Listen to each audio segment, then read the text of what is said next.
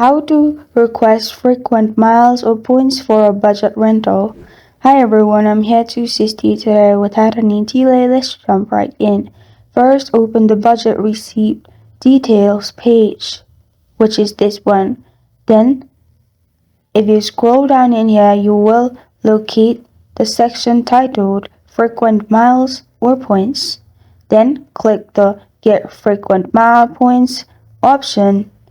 After you have done that, you can choose the rewards, program, or partner name. Then enter your membership number and click on Request Point. After you've done that, for post rental help alternatives, open post rental FAQs and read FAQs.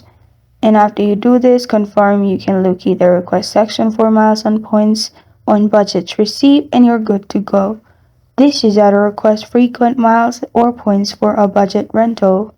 Thank you for joining me today. If this video helps you out, please leave a like and subscribe for more. Got a question or want to suggest a topic? Comment below. Thank you for watching.